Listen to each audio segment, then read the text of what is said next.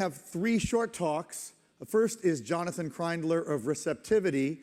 And so, Jonathan, please come up and you tell us what Receptivity is. Thanks. Can you hear me okay? Yeah, that's better. When I was chatting with David a couple weeks ago about this talk, David said, focus on the science, because what you guys do is really, really interesting. And I'm gonna focus on the science, David. Don't worry. But I've got a very short amount of time here to tell you a little bit about what we're doing. And I want to touch on our science. I want to touch on two themes that have been talked about today and yesterday and the day before, which is also corporate culture and socially responsible corporate culture, and also responsible technology. And I'm going to try and wrap that up. It looks like the clock says I have 2.5 minutes. I thought I had 5, so I'm going to talk really quickly.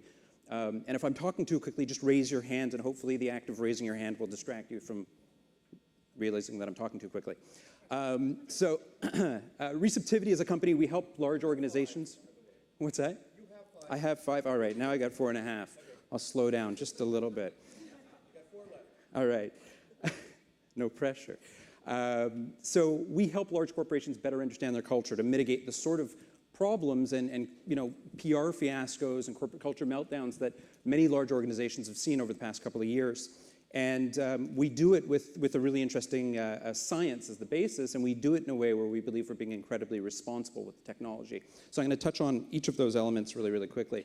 So to start it off, the science that we use is really around NLP. It's a different form of NLP than most people are familiar with, and essentially, the way we look at language and the way we help organizations better understand their culture is by analyzing the people in their workforce and actually understanding their psychological state. And we do this in an anonymized sort of way. But essentially, when you talk and when you speak and when you communicate, you use 2 different categories of words. You use content words and you use function words. And content words are nouns and they're verbs and adjectives, and these are the things that these are the words that you intend to use. Use them very consciously. It's what traditional NLP focuses on, doing topic and theme extraction. And function words are words that you actually don't even realize you're generating. They're largely prepositions and pronouns. They're processed very, very differently in the brain.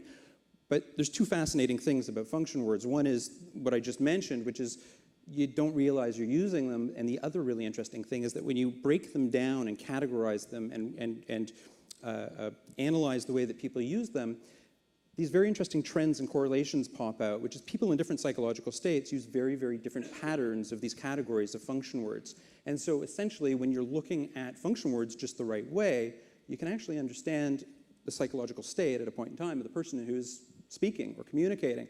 And so what we've done is we've built the science into a platform that we're now deploying with large corporations, and we're giving them the ability to actually understand the health of their culture in a very, very granular level in real time.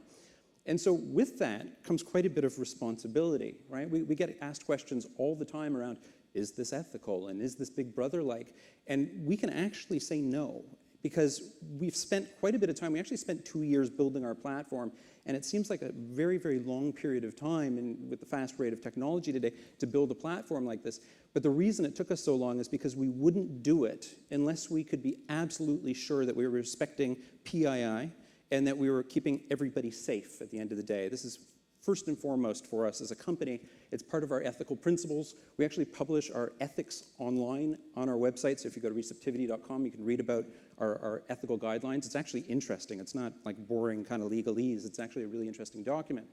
And we have a very firm belief that if you are holding PII, you're putting not just yourself, but you're putting anybody whose PII is there at risk. And we take a much longer term view of this than most organizations do, because we realize that the future is a very long period of time. And any corporation or any organization that's amassing PII, they don't know where it's going to end up. They don't know where it's going to end up in 50 years, 75 years, or even 200 years. So our philosophy is that the only way to handle PII is to never touch it in the first place. So what we've done is we've built our platform in a way where we deploy a remote piece of code on-prem at our client site, and that piece of code does all the analysis of language. It turns it into these non-reversible engineer.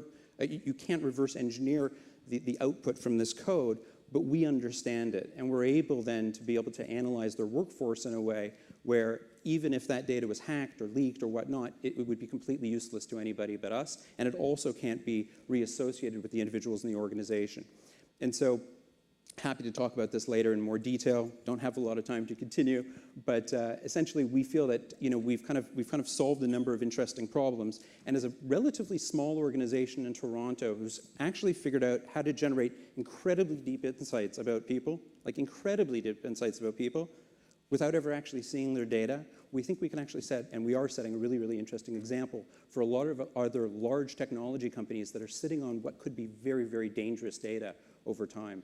And so it's not a challenge, but I think we put it out there as an opportunity. We'd really like to see other organizations try and follow this lead and act in a socially responsible sort of way when it comes to handling personally identifiable information. And I don't think there really are limits to what you can do in this way. I think there's an incredible amount if you have the energy and the focus and the willingness to actually try and do things slightly differently. I think that many of the large technology organizations out there who've recently seen problems with personally identifiable information and leaks could actually solve this problem if they really, really wanted to. So thank you all very much.